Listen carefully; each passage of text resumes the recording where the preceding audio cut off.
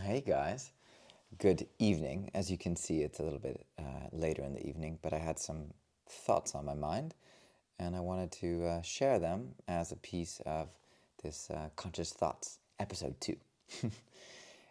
So, one of the things that I've thought of, and it was also an affirmation that we put in our Conscious Movers experience, this online membership that we've created, was the concept of not feeling guilty and about doing what's best for me.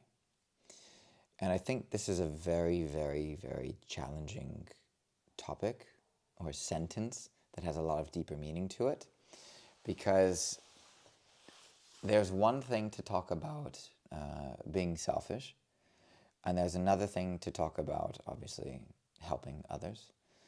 And there's another thing also to learn or to work on putting yourself first.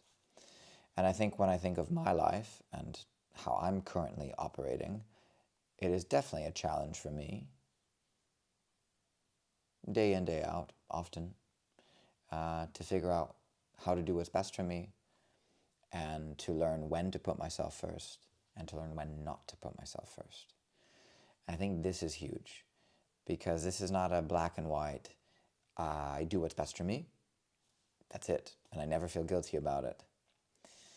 I think sometimes, and the way that we collaborate with people in life and contribute, we also have to allow someone else to do what's best for them, because it's not about winning all the time. Sometimes it's about just allowing people to do what's best for them, and then also making sure that you do what's best for you. So,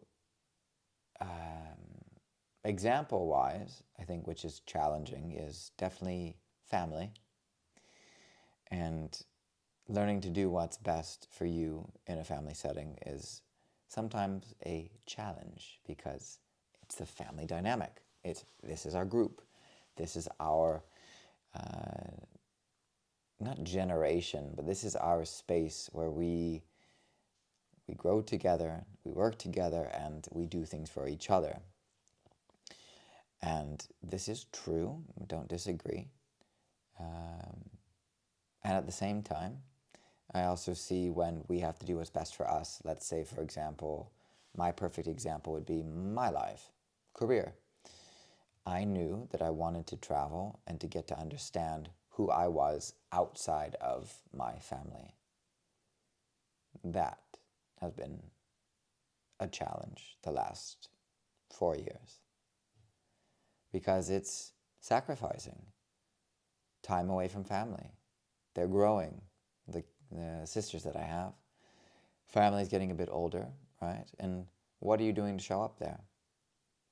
Now, do you feel guilty about it and regret it? Or do you learn to also feel free with the decision that you've made? And this is where I believe that I've felt free with the decision that I've made. But that doesn't mean that past thoughts don't come in and go, oh boy, but what about this? And that doesn't also mean that I don't look at the future and go, what can I do to come back to seeing my family and spending more time with them? So I don't know if any of you are going through a dilemma of some sorts where you're going, okay, I need to do what's best for me, but I'm going to hurt this person along the way. These people are going to think of me this way. This is going to happen this way. What I've found is, what is it that you want?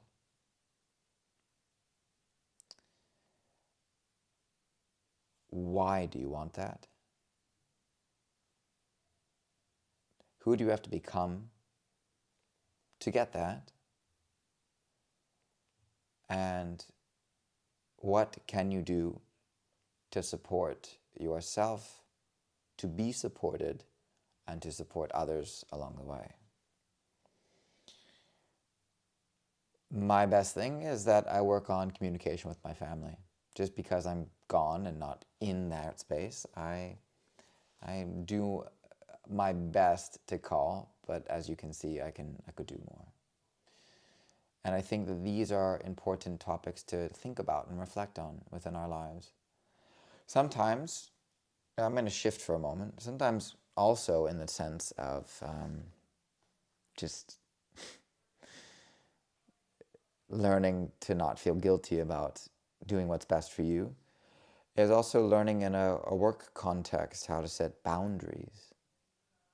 How can you actually set your boundaries to go, okay, I'm allowing them to put all of this work on my plate and I cannot actually get the work done that I'm doing well. Then I get aggravated, I get agitated, I yell at other coworkers, I perform poorly. Why do you think that happens? Because you're not doing what's best for you, you're doing what's best for maybe someone else, even if it's maybe the boss or someone higher, and you're going, okay, well, they said I need to do this because it's best for them. But what's happening is I'm not giving my world-class results to the company or to myself because I said yes to this, instead of also learning to say no or communicate what the reasons are as to why this is not the best decision and why another decision would be better. Hard things. But when we realize that we're doing what's best for us, for others, I think that is the best piece.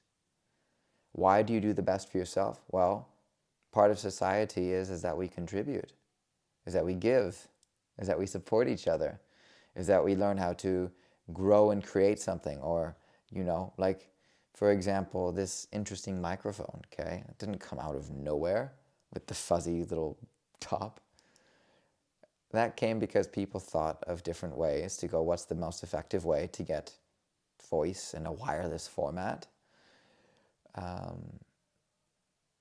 And the people that worked on it had to be good at what they do. They had to make decisions to maybe learn or take a program to learn how to make a wireless mic or design a wireless mic, right?